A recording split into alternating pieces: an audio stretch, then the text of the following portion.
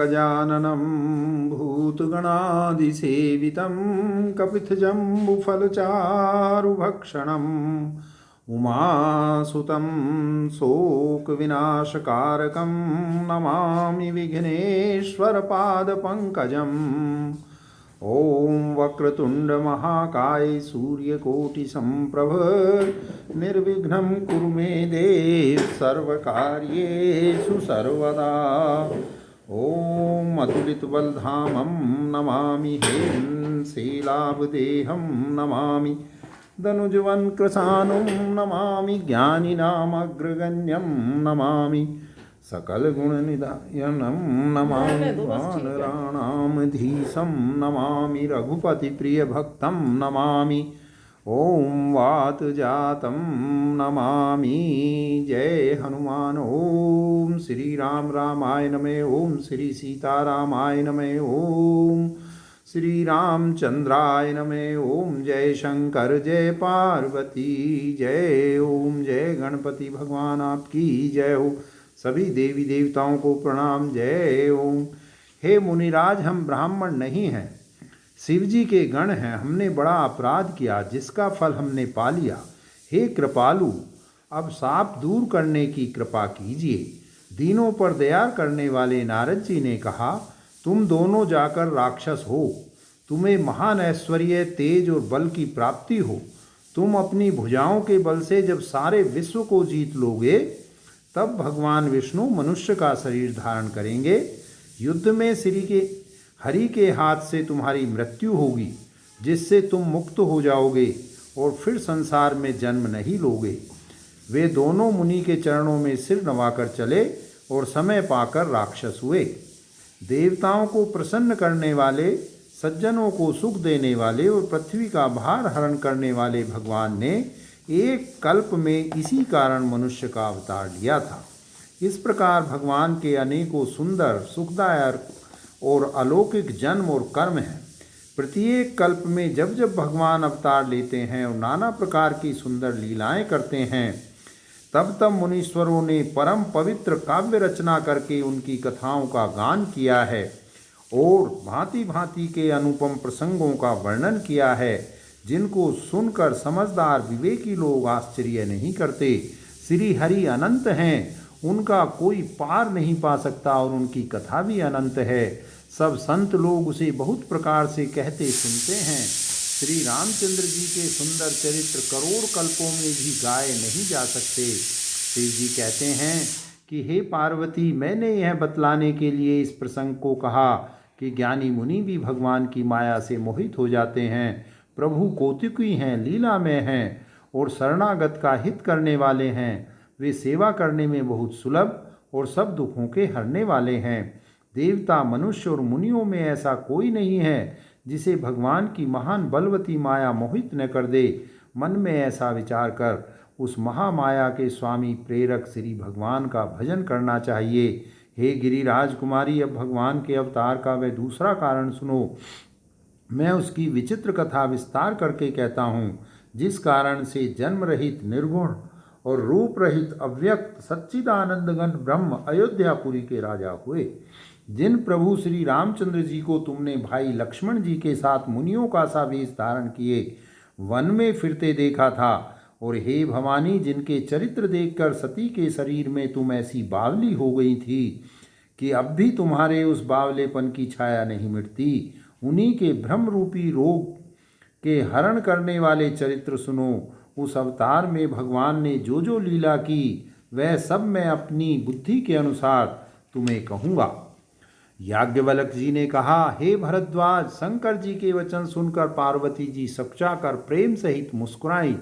फिर वृषकेतु शिव जी जिस कारण से भगवान का वह अवतार हुआ था, उसका वर्णन करने लगे। हे मुनीश्वर भरद्वाज, मैं वह सब तुमसे कहता हूँ, मन लगाकर सुनो। श्री रामचंद्र जी की कथा कलयुग के पापों को हरने वाली, कल्याण करने वाली और बड़ी सुंदर है। स्वयंभू मनु और उनकी पत्नी शतरूपा, जिनसे मनुष्यों की यह अनुपम सृष्टि हुई, इन दोनों पति पत्नी के धर्म और आचरण बहुत अच्छे थे। आज भी वेद जिनकी मर्यादा का गान करते हैं। राजा उत्तानपाद उनके पुत्र थे, जिनके पुत्र प्रसिद्ध हरिभक्त ध्रुव जी हुए, उन मनु जी के छोटे लड़के का नाम प्रियव्रत था, जिसकी प्रशंसा वेद और पुराण करते हैं। पुनः देवहूति उनकी कन्या थी, जो करदम मुनि की प्यारी पत्नी हुई, और जिन्होंने आदिदेव दीनों पर दया करने वाले समर्थ एवं कृपालु भगवान कपिल को गर्भ में धारण किया। तत्वों का विचार करने में अत्यंत निपुण जिन कपिल भगवान ने सांख्य शास्त्र का प्रकट रूप में वर्णन किया, उन स्वयंभू मनु जी ने बहुत समय तक राज्य किया और सब प्रकार से भगवान की आज्ञा रूप शास्त्रों की मर्यादा का पालन किया। घर में रहते बुढ़ापा आ गया, परंतु विषयों से वैराग्य नहीं होता। इस बात को सोचकर उनके मन में बड़ा दुख हुआ कि श्री हरि की भक्ति के बिना जन्म यूं ही चला गया। तब मनु जी ने अपने पुत्र को जबरदस्ती राज्य देकर स्वयं स्त्री सहित वन को गमन किया।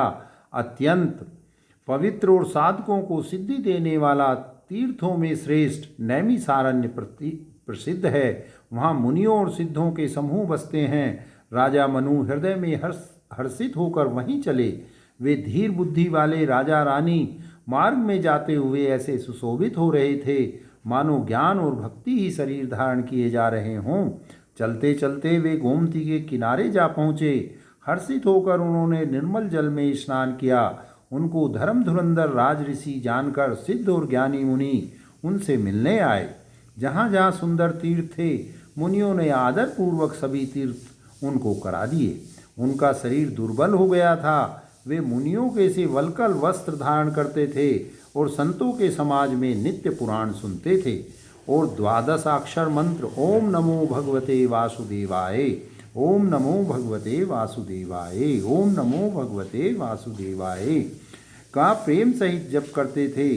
भगवान वासुदेव के चरण कमलों में उन राजा रानी का मन बहुत ही लग गया। वे साग फल और कंद का आहार करते थे और सच्चिदानंद ब्रह्म का स्मरण करते थे। फिर वे श्री हरि के लिए तप करने लगे और मूल फल को त्याग कर केवल जल के आधार पर रहने लगे। हृदय में निरंतर यही अभिलाषा हुआ करती कि हम कैसे उन परम प्रभु को आँखों से देखें, जो निर्गुण अखंड अनंत और अनादि हैं, और परमार्थवादी ब्रह्मज्ञानी तत्ववेत्ता लोग जिनका चिंतन किया करते हैं, जिन्हें वेद नेति नेति यह भी नहीं कहकर निरूपण करते हैं, जो आनंद स्वरूप उपाधि रहित और अनुपम हैं, एवं जिनके अंश से अनेकों शिव ब्रह्मा और विष्णु भगवान प्रकट होते हैं। ऐसे महान प्रभु भी सेवक के वश में हैं और भक्तों के लिए दिव्य लीला विग्रह धारण करते हैं। यदि वेदों में यह वचन सत्य कहा है तो हमारी अभिलाषा भी अवश्य पूरी होगी। इस प्रकार जल का आहार करके तप करके करते करते 6000 वर्ष बीत गए। फिर 7000 वर्ष वे वायु के आधार पर रहे। 10,000 वर्ष तक उन्होंने वायु का आधार भी छोड़ दिया। दोनों एक पैर से खड़े रहे। उनका अपार तप देखकर ब्रह्मा विष्णु और शिव जी कई बार मनु जी के पास आए। उन्होंने इन्हें अनेक प्रकार से ललचाया और कहा कि कुछ वर मांगो, पर ये परम धैर्यवान राजा रानी अपने तप से किसी के डिगाए नहीं डिगे। यद्यपि उनका शरीर हड्डियों का ढांचा मात्र रह गया था, फिर भी उनके मन में जरा भी पीड़ा नहीं थी। सर्वज्ञ प्रभु ने अनन्य गति आश्रय वाले तपस्वी राजा रानी को निज दास जाना।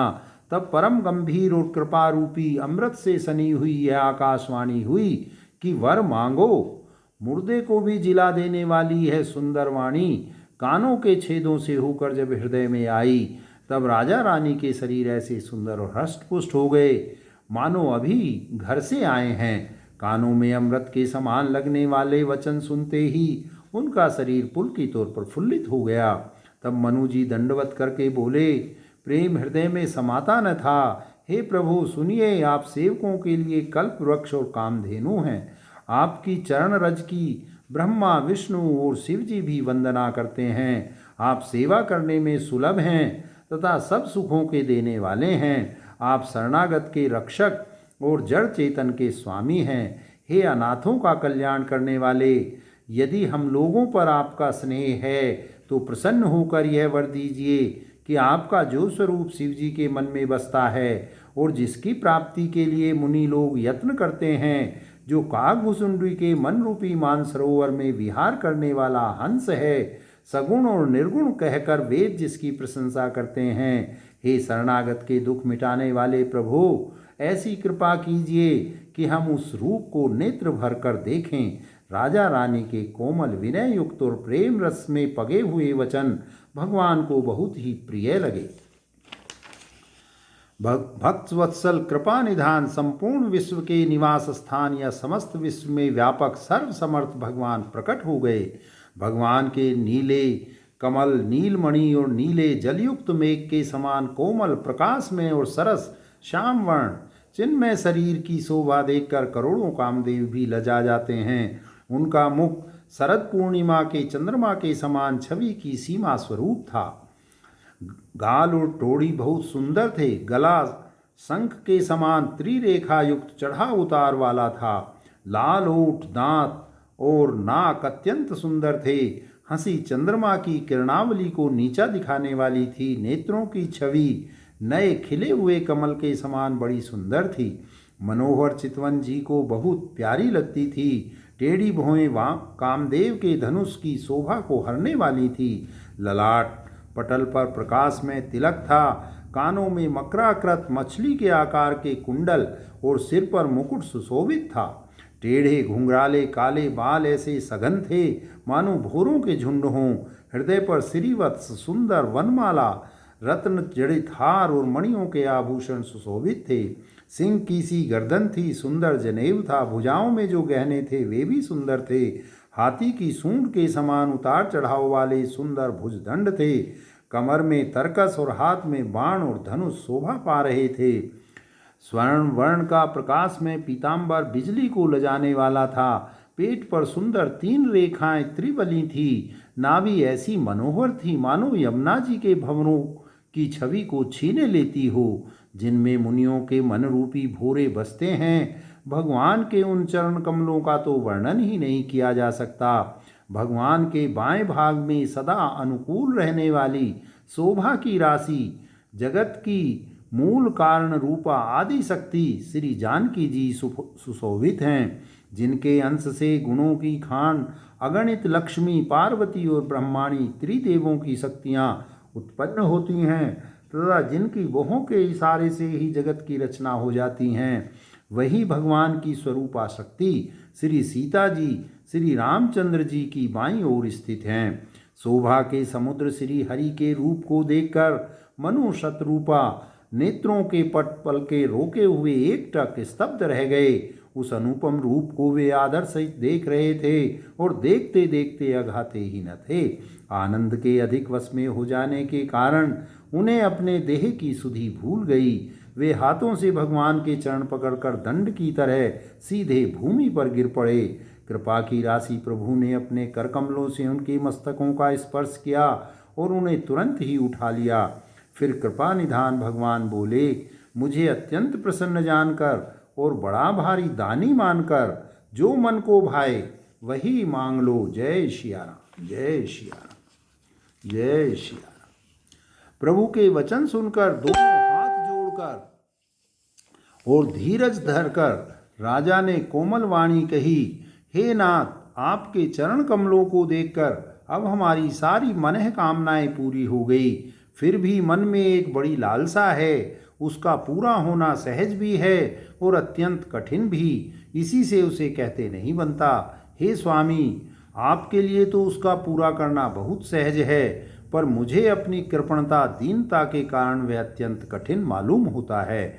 जैसे कोई दरिद्र कल्प वृक्ष को पाकर भी अधिक द्रव्य मांगने में संकोच करता है क्योंकि वह उसके प्रभाव को नहीं जानता, वैसे ही मेरे हृदय में संशय हो रहा है। हे स्वामी, आप अंतर्यामी हैं, इसलिए उसे जानते ही हैं। मेरा वह मनोरथ पूरा कीजिए। भगवान ने कहा, हे राजन, संकोच छोड़कर मुझसे मांगो। तुम्हें न दे सकूं ऐसा मेरे पास कुछ भी नहीं है। राजा ने कहा, हे दानियों के शिरोमणि, हे कृपानिधान, हे नाथ, मैं अपने मन का सच्चा भाव कहता हूँ कि मैं आपके समान पुत्र चाहता हूँ। प्रभु से भला क्या छिपाना। राजा की प्रीति देखकर और उनके अमूल्य वचन सुनकर करुणा निधान भगवान बोले, ऐसा ही हो हे राजन, मैं अपने समान दूसरा कहाँ जाकर खोजूं, अतः स्वयं ही आकर तुम्हारा पुत्र बनूंगा। शत्रुपा जी को हाथ जोड़े देखकर भगवान ने कहा, हे देवी, तुम्हारी जो इच्छा हो सो वर मांग लो। शत्रुपा ने कहा, हे नाथ, चतुर राजा ने जो वर मांगा है, हे कृपालु, वह मुझे बहुत ही प्रिय लगा, परंतु हे प्रभु, बहुत ढिठाई हो रही है। यद्यपि ये भक्तों का हित करने वाले, वह ढिठाई भी आपको अच्छी ही लगती है। आप ब्रह्मा आदि के भी पिता, उत्पन्न करने वाले, जगत के स्वामी और सबके हृदय के भीतर की जानने वाले ब्रह्म हैं। ऐसा समझने पर मन में संदेह होता है, फिर भी प्रभु ने जो कहा वही प्रमाण, वही सत्य है। मैं तो यही मांगती हूँ कि हे नाथ, आपके जो निज जन हैं, वे जो अलौकिक अखंड सुख पाते हैं और जिस परम गति को प्राप्त होते हैं, हे प्रभु, वही सुख, वही गति, वही भक्ति, वही अपने चरणों में प्रेम, वही ज्ञान और वही रहन सहन कृपा करके हमें दीजिए। रानी की कोमल, गूढ़ और मनोहर श्रेष्ठ वाक्य रचना सुनकर कृपा के समुद्र भगवान कोमल वचन बोले, तुम्हारे मन में जो कुछ इच्छा है वह सब मैंने तुमको दिया, इसमें कोई संदेह न समझना। हे माता, मेरी कृपा से तुम्हारा लौकिक ज्ञान कभी नष्ट न होगा। तब मनु ने भगवान के चरणों की वंदना करके फिर कहा, हे प्रभु, मेरी एक विनती और है। आपके चरणों में मेरी वैसी ही प्रीति हो जैसी पुत्र के लिए पिता की होती है।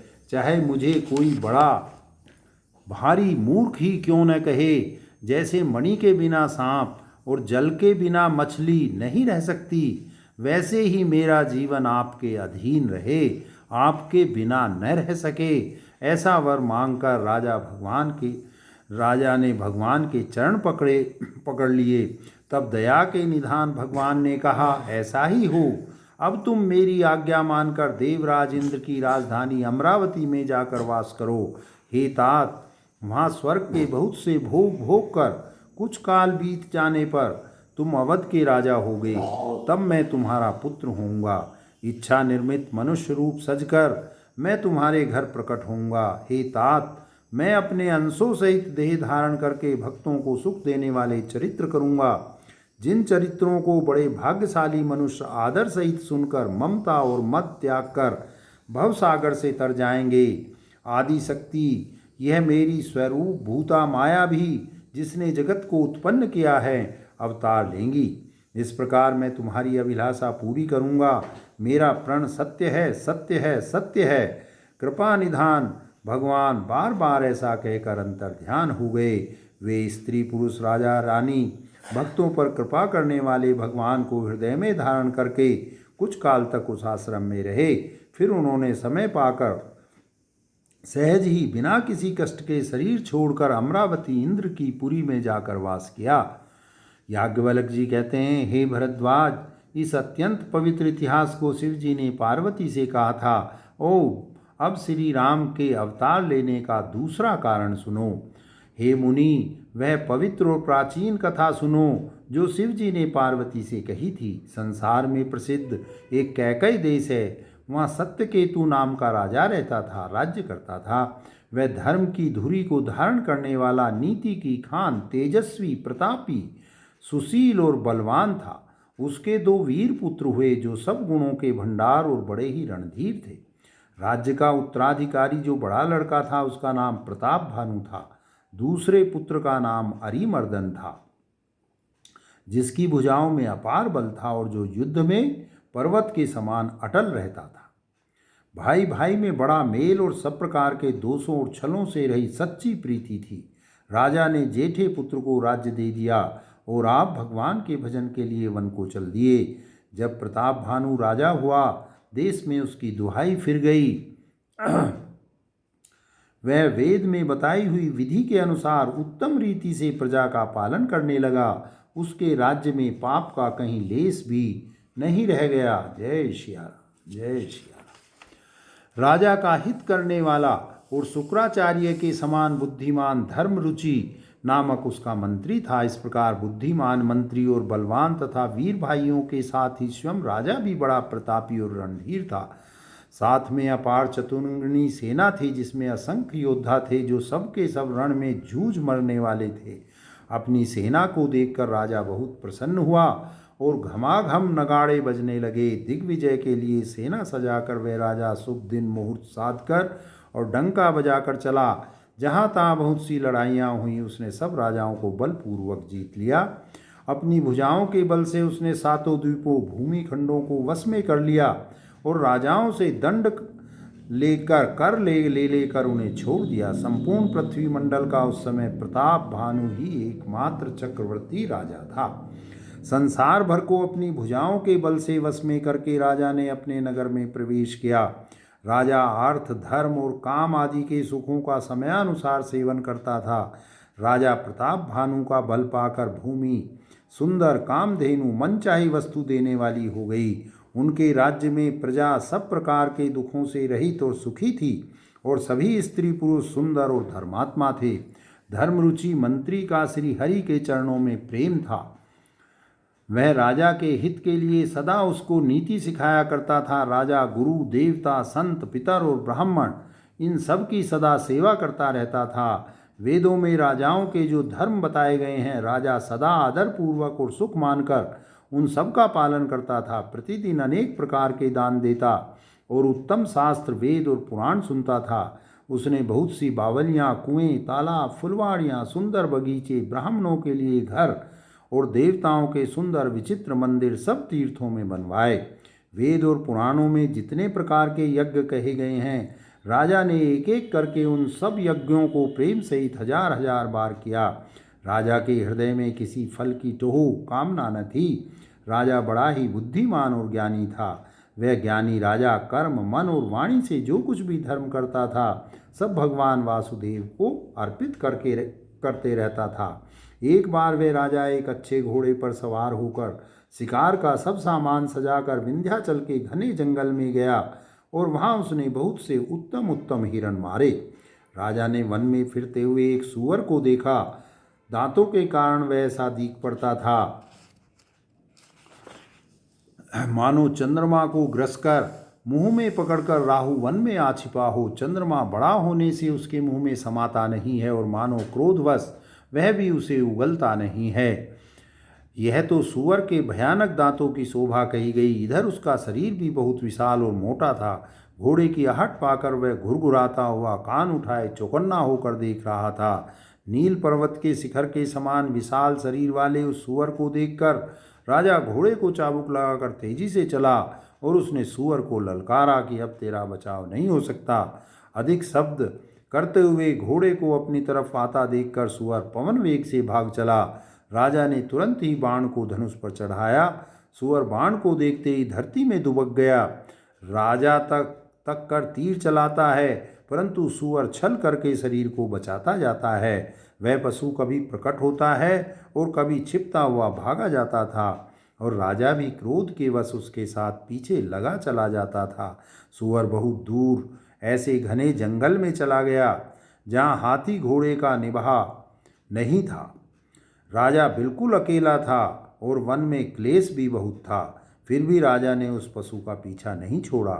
राजा को बड़ा धैर्यवान देखकर सूअर भागकर पहाड़ की एक गहरी गुफा में जा घुसा। उसमें जाना कठिन देखकर राजा को बहुत पछताकर लौटना पड़ा, पर उस घोर वन में वह रास्ता भूल गया। बहुत परिश्रम करने से थका हुआ और घोड़े समेत भूख प्यास से व्याकुल राजा नदी तालाब खोजता खोजता पानी बिना बेहाल हो गया। वन में फिरते फिरते उसने एक आश्रम देखा। वहाँ कपट से मुनि का वेश बनाए एक राजा रहता था, जिसका देश राजा प्रताप भानु ने छीन लिया था और जो सेना को छोड़कर युद्ध से भाग गया था। प्रताप भानु का समय अच्छे दिन जानकर और अपना कुसमय बुरे दिन अनुमान कर उसके मन में बड़ी ग्लानि हुई।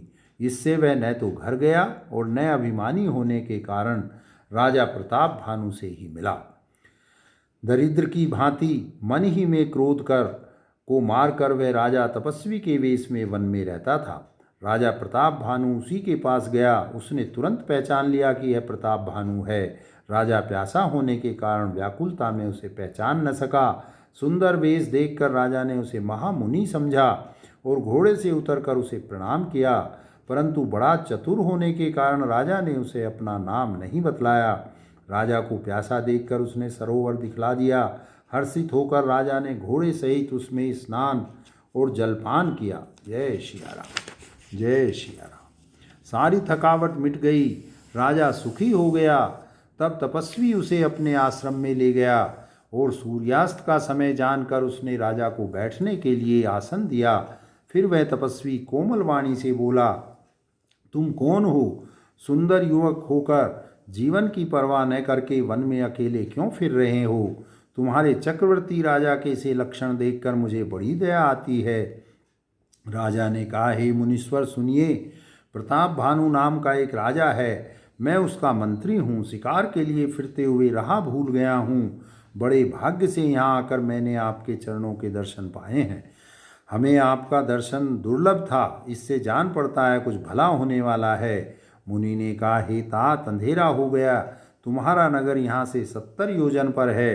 हे सुजान सुनो, घोर अंधेरी रात है, घना जंगल है, रास्ता नहीं है।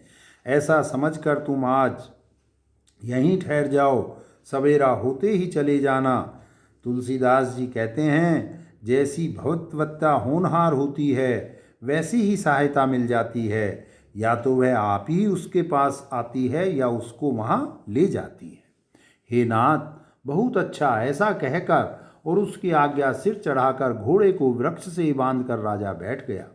राजा ने उसकी बहुत प्रकार से प्रशंसा की और उसके चरणों की वंदना करके अपने भाग्य की सराहना की। फिर सुंदर कोमल वाणी से कहा, हे प्रभु, आपको पिता जानकर मैं ढिठाई करता हूँ। हे मुनीश्वर, मुझे अपना पुत्र और सेवक जानकर अपना नाम धाम विस्तार से बतलाइए।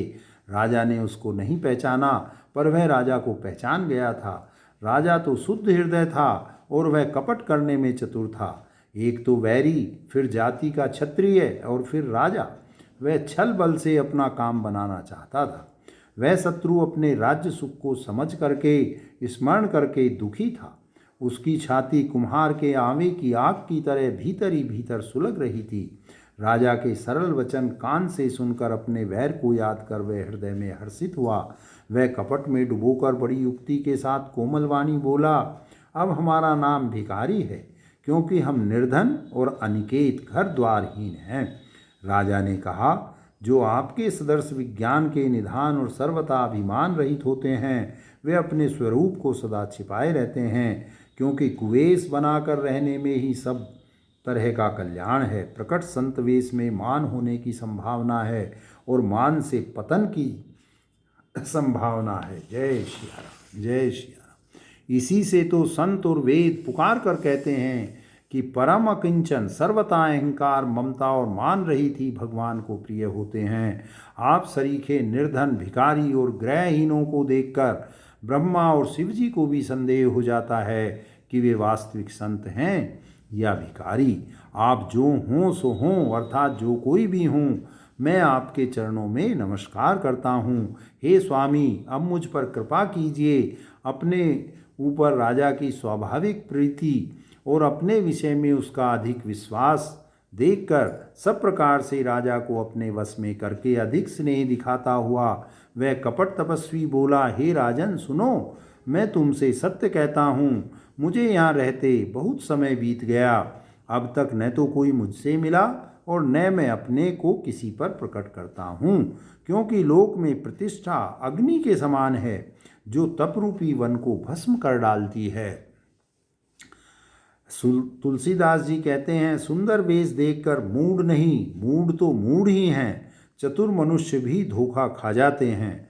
सुंदर मोर को देखो, उसका वचन तो अमृत के समान है और आहार सांप का है।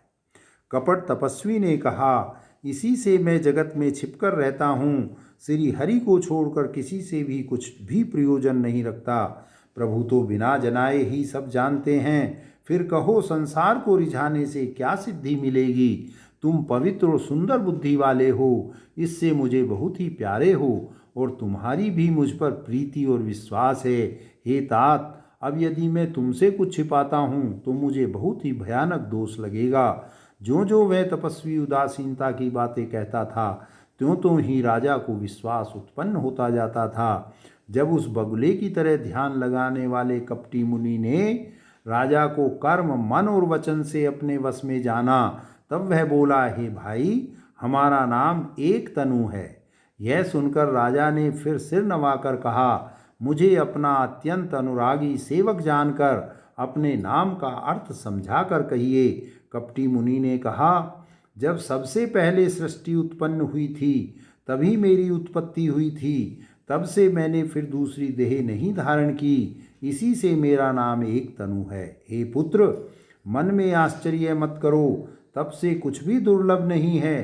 तप के बल से ब्रह्मा जगत को रचते हैं, तप ही के बल से विष्णु संसार का पालन करने वाले बने हैं, तप ही के बल से रुद्र संहार करते हैं। संसार में कोई ऐसी वस्तु नहीं जो तप से न मिल सके। यह सुनकर राजा को बड़ा अनुराग हुआ। तब वह तपस्वी पुरानी कथाएं कहने लगा। कर्म, धर्म और अनेकों प्रकार के इतिहास कहकर वह वैराग्य और ज्ञान का निरूपण करने लगा।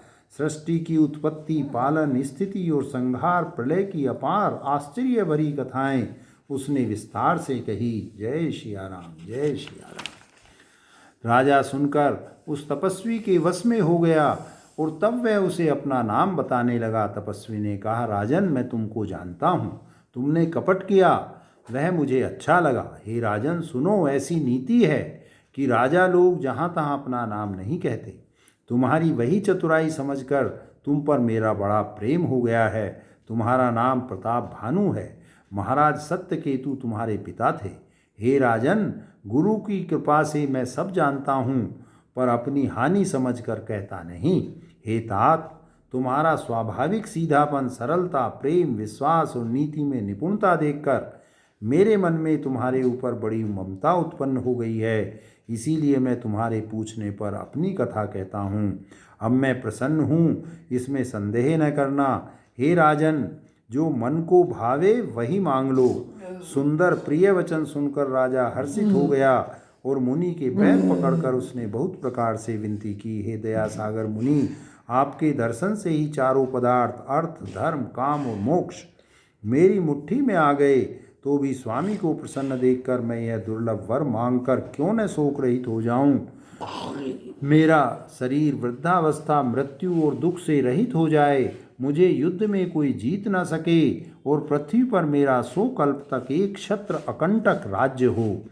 तपस्वी ने कहा, हे राजन, ऐसा ही हो, पर एक बात कठिन है, उसे भी सुन लो।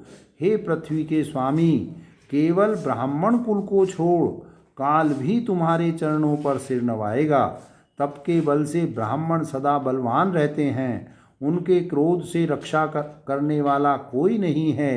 हे नरपति, यदि तुम ब्राह्मणों को वश में कर लो